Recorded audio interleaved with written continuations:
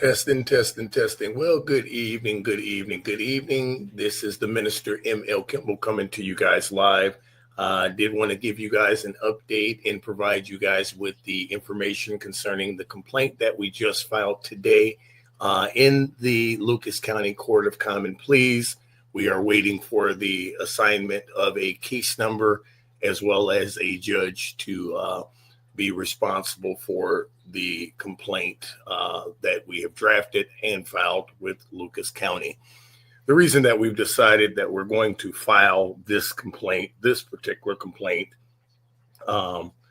in the Lucas County Court of Common Pleas is because due to the history of what we've experienced in Fulton County, even with the most recent action involving Judge Hazelman, where he, in the recent pretrial hearing that we had scheduled concerning our corporation, the HCV Distribution Corporation and State Farm, Judge Hazelman had to recuse himself from our case due to a conflict of interest. So, in other words, our case has now been put on the back burner again because we have to wait for an appointment of another judge, a visiting judge, to be appointed to judge the matter in our State Farm case.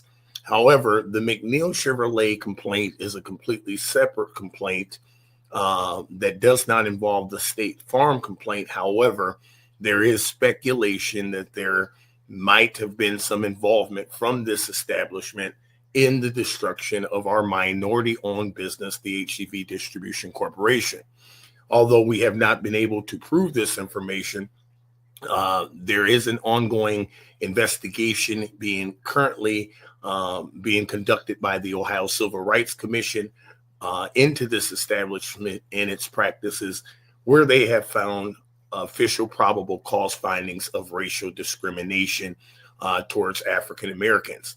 So the reality of this is this complaint was filed not because of the past experiences that I experienced as the former finance manager of this establishment, because due to the statute of limitations, it does limit any claims to be brought to the court concerning employment, limiting it to literally 2 years. I believe it's 2 years after that you can bring a claim. So this complaint is not to file charges because of the mistreatment that I experienced as the finance manager, but it does highlight the most recent actions of the dealership and dealership representatives, which does constitute a completely separate complaint. And that's why this particular complaint is now filed in court with Lucas County Court of Common Pleas as we're waiting court assignment. This is the drafting of the complaint, and I'm going to go ahead and review this with you all together so you guys can see what we are going to request from the courts. We are requesting a jury. I am prepared to go to trial in this matter. I have the evidence. The reality of it is I can represent myself in this situation because there's no need to add a legal representative to a matter that involves me when I am the one that has the experiences and the evidence of what has happened throughout this entire situation. So we'll just start right at the beginning. It says, in the Court of Common Pleas, Lucas County, Ohio, McNeill Kimble, plaintiff, McNeill Chevrolet, defendant, case number to be assigned by the court, complaint for racial discrimination, hostile work environment, retaliation, impersonation of law enforcement, and civil rights violations. Parties in jurisdiction: plaintiff Marquis Kimble is a resident of Lucas County, Ohio. Defendant McNeill Chevrolet is an Ohio business entity operating in Fulton County, employing more than 4 individuals and subject to Ohio Revised Code, ORC, Chapter 4112, entitled V2 of the Civil Rights Act of 1964. This court has jurisdiction under ORC 2305.01 and ORC Chapter 4112 as damages exceed $500 and involve violations of civil rights. So this is why we're filing in this particular court, because it does have jurisdiction over cases that involve civil rights violations. Factual allegations. Now, these are the complete facts of the case, which again, it paints the picture of this establishment. However, some of these facts cannot be, brought up as a complaint because, we're past the statute of limitations on some of these complaints. However, it does paint the picture of why it's important that these facts are highlighted. Factual allegations. Plaintiff was employed by defendant as finance manager from 2010 until his constructive discharge in 2018 due to pervasive racial harassment. That is 1,000% correct. What ended up happening, truthfully, with my resignation of this dealership was I had attempted to resign before I actually made the final resignation.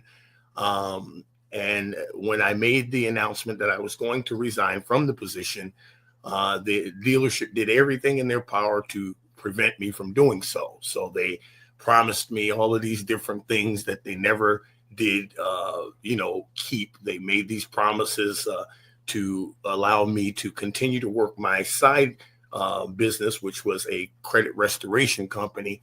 And what we were doing, what we specialized in was, working with minority customers that have credit issues and restoring credit and things like that. And so I had developed a strong customer base of credit restoration customers. And a lot of those customers would come to me to purchase a vehicle over the years throughout my time at that dealership. So the time that I resigned, when I finally made the resignation decision, at first I made this decision and I made the attempt to announce it to the dealership. And like I said, they said, hey, what can we do? We'll give you we'll allow you to keep your separate private office. You can work the hours you want to work. We won't change your pay.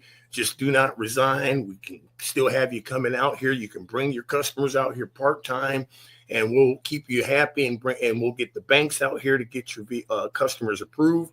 We'll get subprime banks out here. We'll get more vehicles out here. And, we just don't want you to resign. So I agreed to these terms. And throughout my tenure there, I brought out a series of African-American customers to be approved for vehicles. And not only were they either denied or told they could not get this vehicle, they were restrained to only purchasing this vehicle or that vehicle. A lot of them were put into deals where they had to put more money down than what they wanted to put down. It was a complete difference of what they told me was going to happen to keep my customers happy and keep my customer base. So I was able to start to see how there was a difference in the treatment of what I experienced with my customers. And, the series of people that I brought out there, it was always an excuse of why they can't get this or why they can't get that, or what, we got to go get the car back. I was made to make sure you verify each and every person that has insurance before they buy a vehicle. However, if they were someone that bought from this dealership for 60 years and they came in here with the same exact expired insurance card, you better sign that car deal up or you're going to deal with it.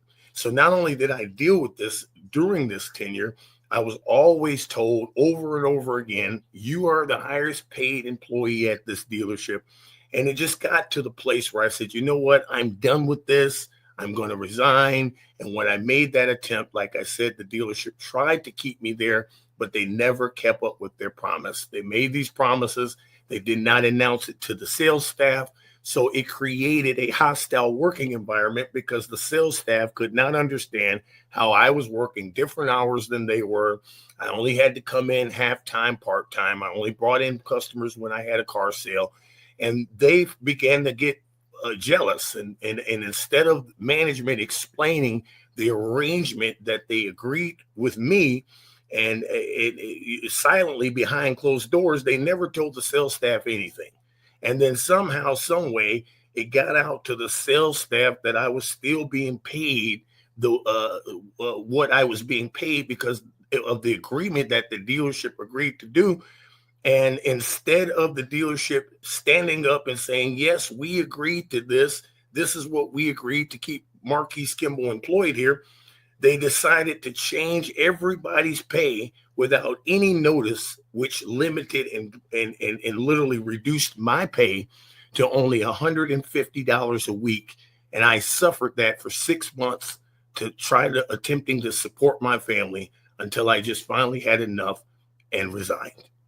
But the reality of it is this was all a trickle down effect that started with the fact that I tried to attempt to resign because of the years of what I experienced at this dealership. Like I said, as the finance manager, I was always subjected to improper jokes, inappropriate jokes, racially charged jokes, being referred to as Harambe the Gorilla, being referred to as Toby, being referred to as the token black, jokes always being told. Black people like Kool-Aid, grape Kool-Aid and watermelon, or black people only buy cars with sunroofs so they have somewhere to throw their chicken wings out the window. These are the things that I tolerated silently for 7 years because it was not told to me, hey, you're going to be forced to take this because what we're paying you. But I was always made to feel like this is the best thing that you've ever had in your life. So do you really want to make noise on it? So I was kind of forced to kind of laugh off the jokes, laugh it off. Even when we had a get together at our home, it was for a birthday party. We invited everybody from the dealership. And of course, everybody at the dealership was Caucasian. So when they came to our home, which obviously we had a bunch of African Americans in my home because I'm African American. So my relatives were here. The first thing that the dealership did when they came in my home was they grabbed a balloon that was on the floor due to the party. And one of the guys grabs the balloon and he falls across the tape, all across the chairs in front of everybody, and says, "I've been shot," and fell on the floor. Now, it was a big joke to the dealership and they thought this was hilarious. But my mother and my mother-in-law and the people that were close to me, they were very offended by that because it illustrated what these guys assumed about us regardless. And the only reason that they did not come out and say it was because I was a cash cow at that dealership. You got to understand, for the 7 years I was employed there, most of every single month, I came in as the top finance manager out of 6 dealerships.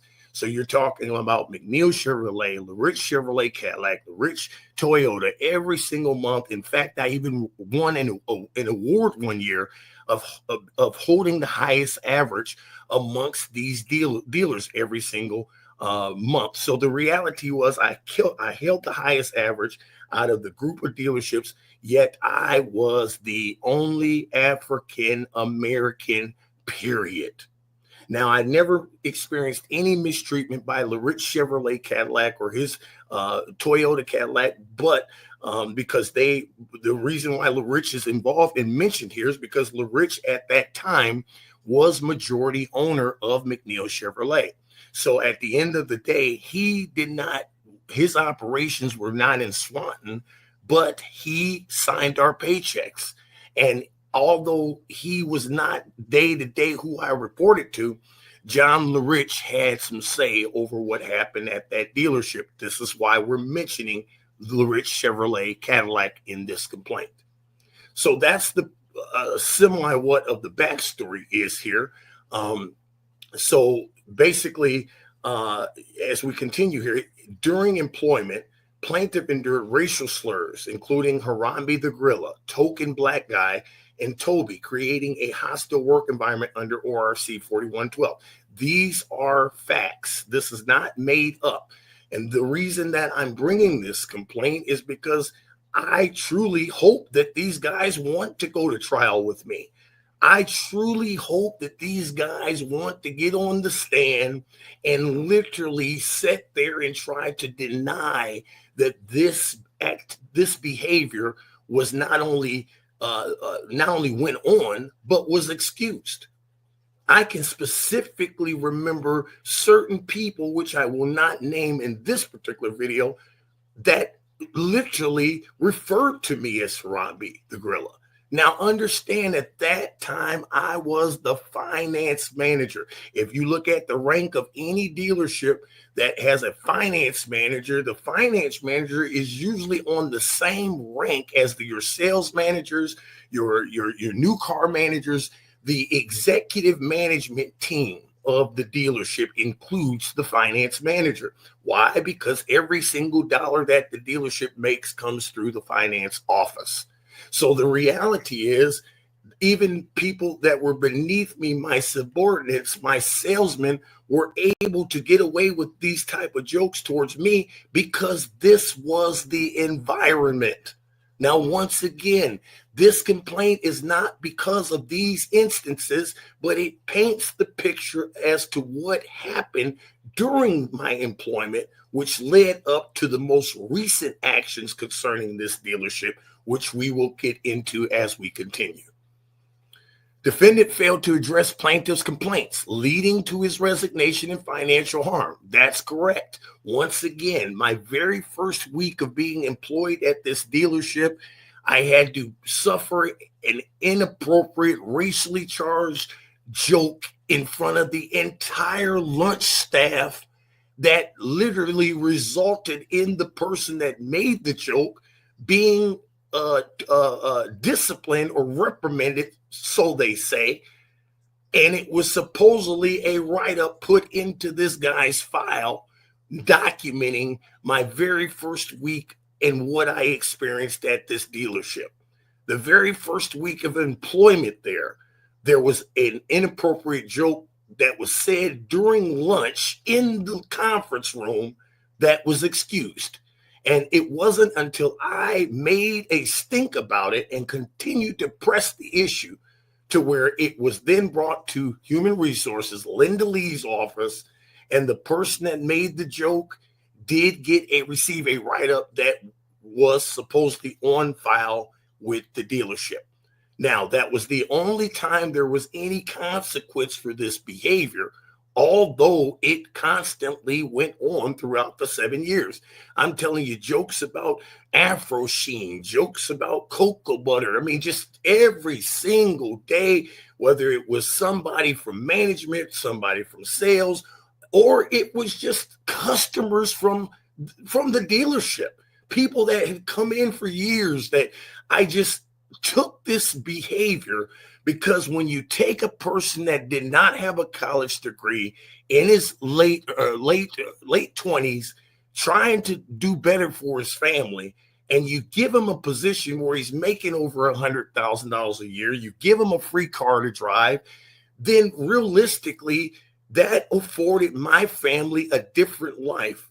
It allowed my family to experience things that a lot of people that I grew up with never got to experience. So it put me in a position where you just kind of just take it, even though it burned me up every single day. There are people, friends and family that can verify the times I get off of work at that dealership and they would just say to me, I don't know how you can tolerate it. How you put up with it is beyond me. But the reality was, I wanted my children to be raised in a decent home, in a different area, decent schools. And the reality was, I said, hey, it's not that big of a deal. I just kind of brushed the stuff off. But the reality of it is, you have to always remember, it doesn't matter who's paying you, how much they're paying you, who cares what they're paying you. Does not give them the right to mistreat you and violate the law because they're paying you a paycheck. Once again, this dealership gave me nothing. They only guaranteed me a $20,000 per year draw. Let me explain that to you guys that don't understand. What that means is every single Friday, they gave me an advance on my pay, which was about $500 every single week. And then every single month, when we received our pay from our performance, I had to pay that back. So they did not give me anything. I earned six figures a year because I exceeded the goals that they gave me every single time, which allowed me to earn a substantial income. Now, but if you're earning this income, but you have to deal with every day, what do I got better be careful on what I even put on to come to work, because I know somebody's going to say something if the color's not too right. I even was told at one point, they pulled me in the office and told me and had a conversation with me about the clothing I was wearing, telling me that it wasn't good for the area that I was in. Now, I don't know where in the law it's okay for your employer to dictate your clothing if it's not in violation of the dress code. However, this was the way they made me feel, so I had to wear a certain hat for 7 years until I just could not take it anymore. So this led to his resignation and financial harm. In 2021, plaintiff co-founded the HCV Distribution Corporation in Swanton, Ohio. And on January 17, 2022, the business was burglarized. Law enforcement, specifically Swanton Police Department, delayed the response by over an hour, exacerbating losses. Let me break that down and expound on that a little bit more. Our store alarms alarmed and alerted the Swanton Police Department at 6:32 a.m. that there was a disturbance occurring at our business. Their office was located 0.2 miles from our former business. Explain to me why they did not respond until over an hour after being notified. That's where the scam actually starts and begins, because the reality of it is I reside 20 miles from the business, yet they were notified the moment there was a disturbance at our business, but then they decided to investigate me wrongfully, interrogate me wrongfully, obtain my fingerprints wrongfully, and then wrongfully accuse me for insurance fraud and spread this information around to the public. Went around Swanton that I was up to some no good, trying to run an insurance scam all throughout the town. And it started with the Swanton Police Department. But they refused to tell the public that, wait a second, our chief notified us at 6:32 a.m. that right around the corner from our law enforcement agency, there's an alarm going off at a business that's predominantly, first of all, a only minority-owned business in the city. Secondly, it's right around the corner, across the street from the mayor, next door to Tano's Pizza. If McNeill Chevrolet's alarms went off, or Tano's Pizza's alarms went off, or any other business in that city, there's no way that the Swanton Police Department would have taken over an hour to respond and then investigate the victim as the suspect. It's the most ridiculous mistreatment that we could have ever experienced.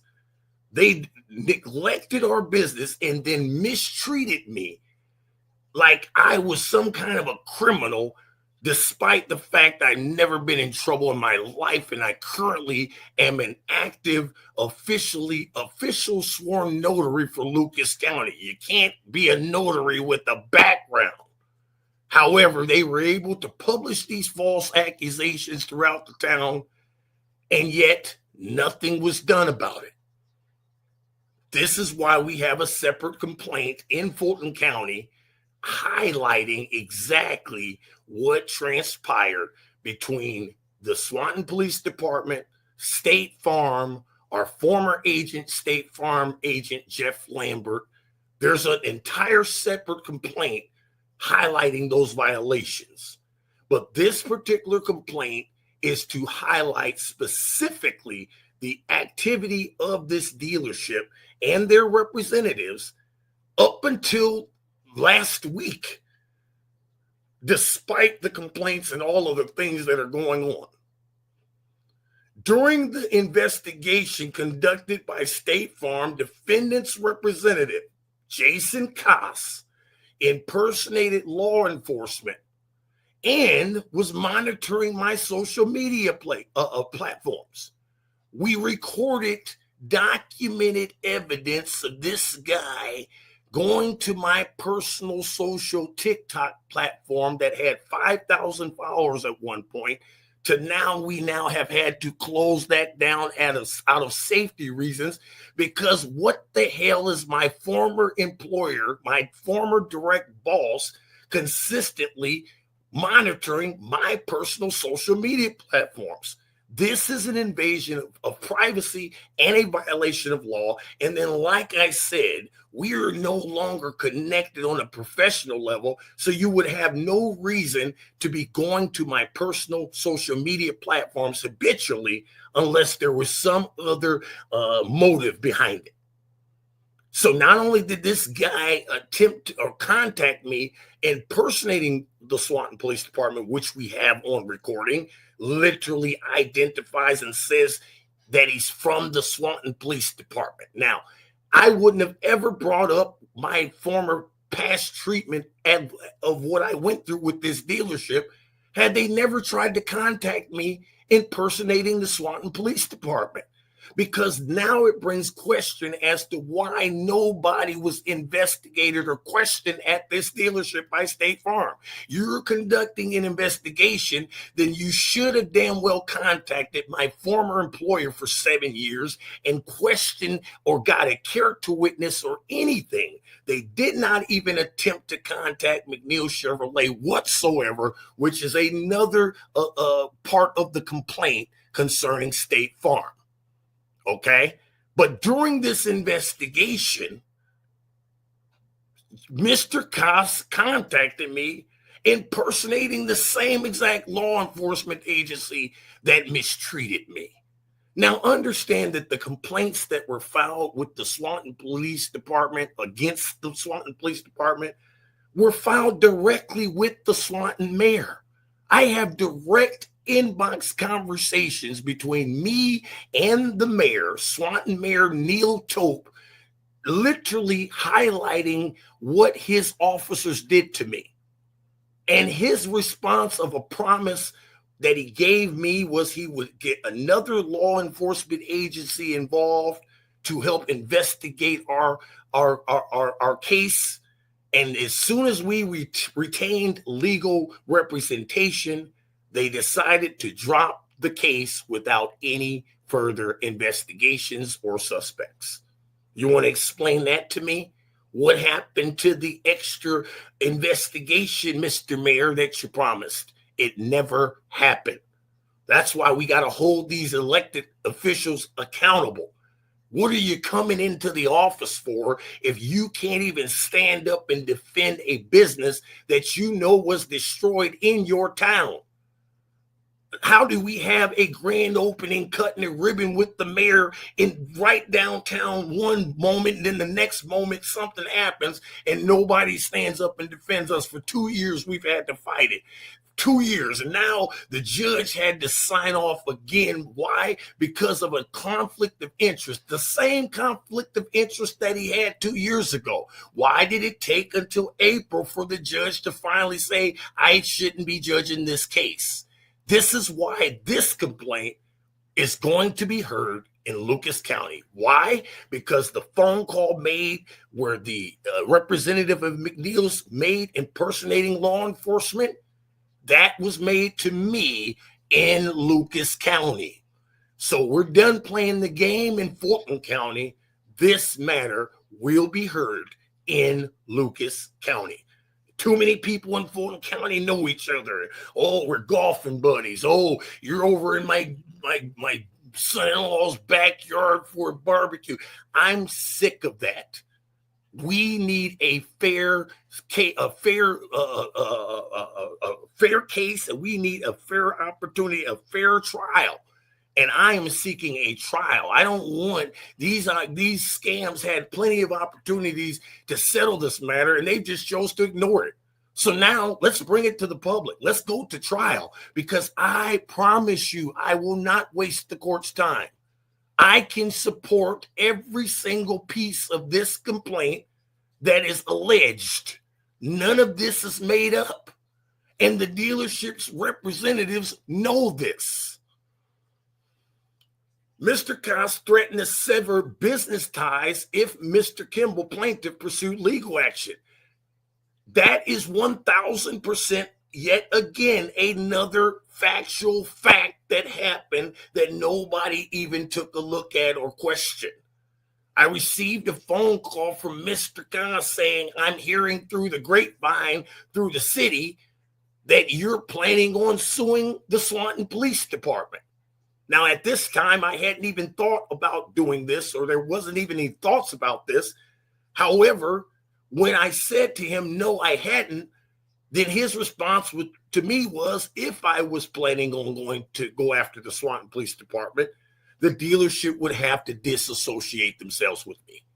Now, you want to explain that to me? Is it because you guys donate money to the Swanton Police Department every single year during Christmas? What's the reason that you're telling me that if I tell anybody how these bastards mistreated me and they were supposed to be protecting and serving the law, that you threatened to sever our 7-year business built relationship from customers that I've referred out there from the time I sat in your finance chair, not to mention the dealership's employees were buying products from our retail location.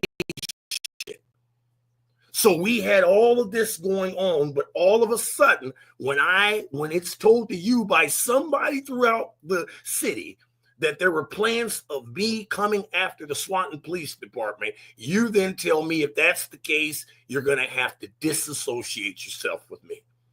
And I'm supposed to believe, like I just was born yesterday, that you or someone at this establishment didn't have anything to do with the destruction of our business. You've harassed me. You've followed my social media. You've been doing things unlawful without any consequence. I guarantee you, if I contact anybody today acting like a police officer, they're coming to my front door with the silver bracelets before you can say hoochie mama. But this can go on a year ago. Nothing's done about it, forcing me to have to bring this action before the court. Sad, sad shame. Defendant continues to send unsolicited mail to plaintiff and his spouse despite cease requests. Once again, how in the hell is this possible when their legal attorney, Bonnie, whatever her name is, she's a scam, sends off a demand that we don't attempt to contact McNeill's on any level. We've honored that, yet these scams have tried to send direct mail to my home addressed directly to me and my spouse, on top of contacting me impersonating the Swanton Police Department, on top of watching and following my personal social media platforms, on top of our past dealings with how I was treated during my tenure as their finance manager. And somehow there's no consequences for that. No, we're seeking judgment from the court at this point. The Ohio Civil Rights Commission, OCRC, is investigating defendant McNeill Chevrolet for systematic racial discrimination against African-American customers. Plaintiff filed complaints with the OCRC, the Federal Trade Commission, and Better Business Bureau, which defendant ignored. Several emails to verify that they have just ignored this because their attorney has received these emails, have not even responded, despite the fact that we've escalated these complaints and escalated these complaints and escalated these complaints. There's several numerous violations here, and it's only because I'm African American that I'm treated this way. There's no way that if my skin color was different, that I would have to make 15,000 complaints to every single regulatory agency there is with supporting evidence, including a police report. Guys, I have a police report from the Lucas County Sheriff's Office where he completely spells out that he verified, heard the evidence, yet this was turned in and nothing was done. No, we're not going to stop until we get down to the bottom of what happened to our business. McNeill Chevrolet also gave us potential suspects to report to State Farm. Do you think they questioned those suspects that we turned in? And how did McNeill's know to give us this person? It sounds like to me there's some cahoots going on, and I'm done playing through Fulton County, playing their stupid scamified clown game to figure out what game is going on today. No, we're going to get down to the bottom of this, and we're not going to stop until you're held accountable. Defendant surveillance caused plaintiff's TikTok account to shut down for safety reasons, furthering emotional distress. That was my very first TikTok platform that I built up to 5,000 followers. After I found out and started noticing that this guy was watching my social media platforms, I'm like, what the hell is this? I shut the page down out of safety reasons. These people know where I live. They know where my family is. My family is safety is an issue now. Why are you directly trying to invite my spouse out to this place of this big place of a scam called McNeill's when you know that there's an ongoing complaint involving your former finance manager? Where's the law at? Where's the protection here? If I can't contact you, you shouldn't be able to contact me. How is that okay? Direct invitations all the way up until last week, guys.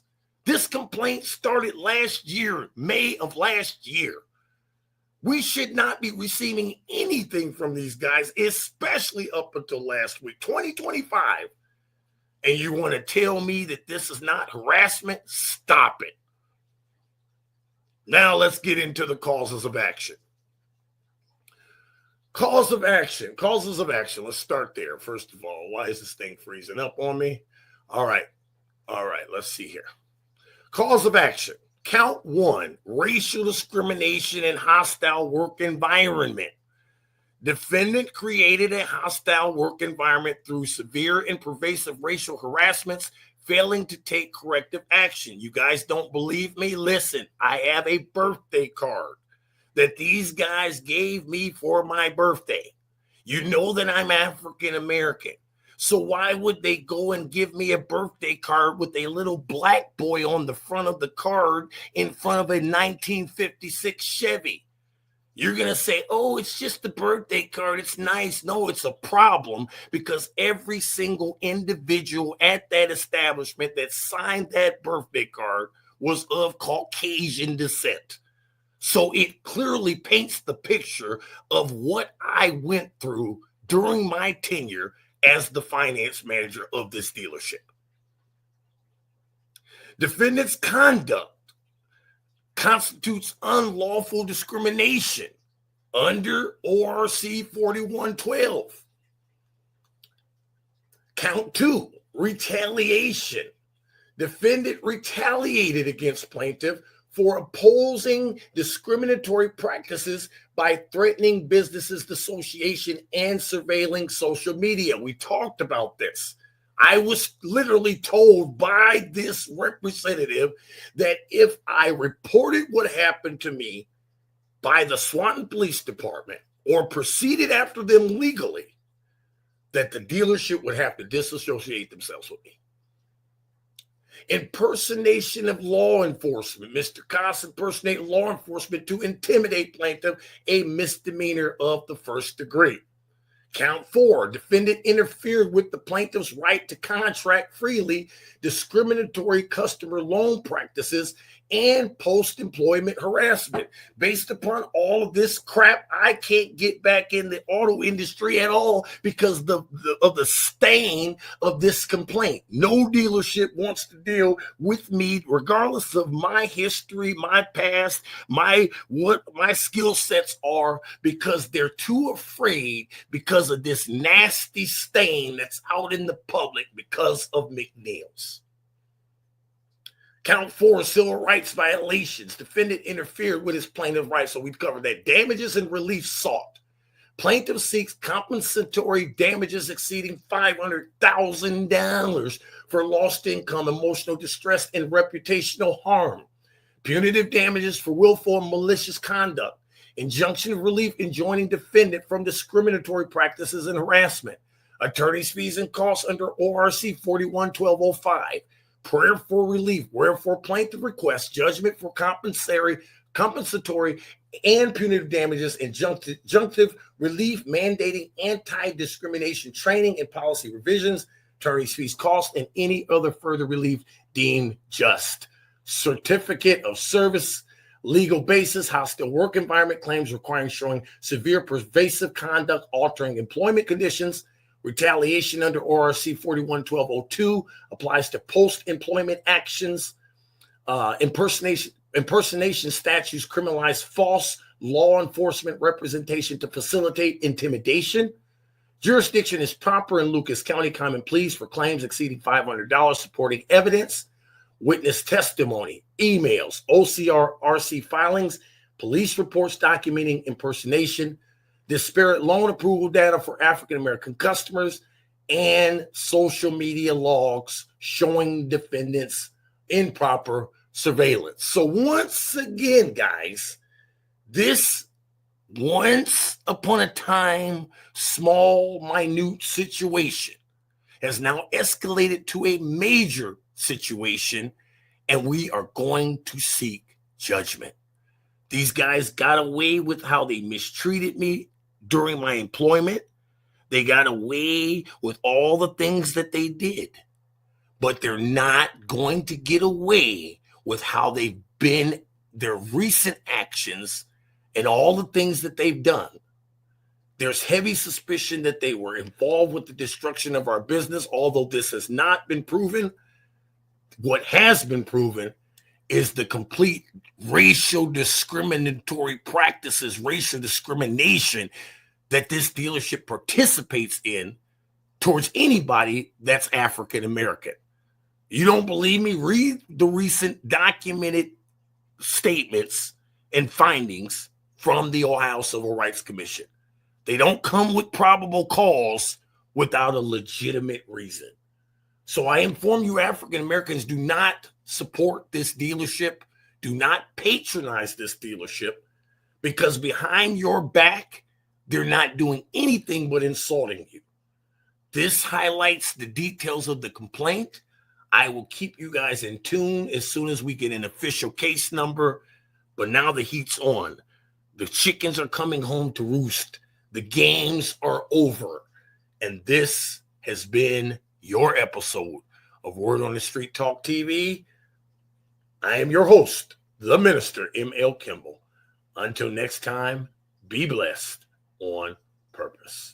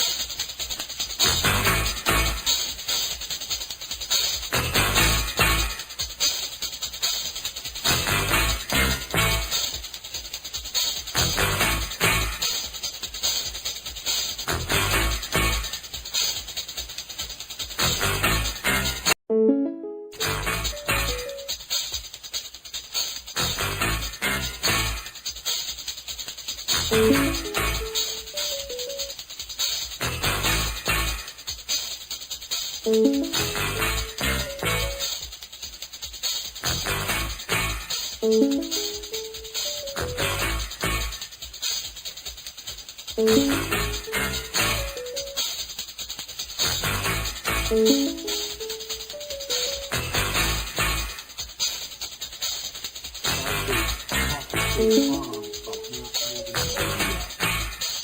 water shut off at the building, and I explained to her that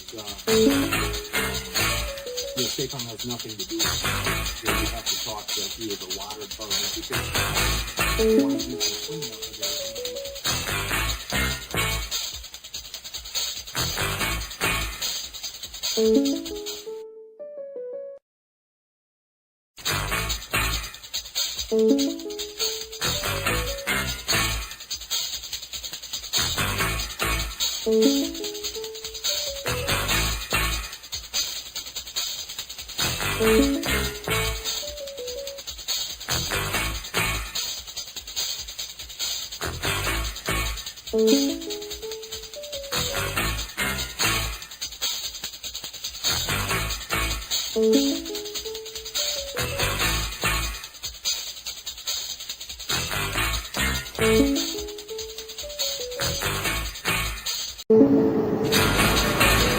State Farm under fire for numerous violations of civil rights, privacy violations, breach of contract, bad faith practices, discriminatory practices. Don't trust State Farm.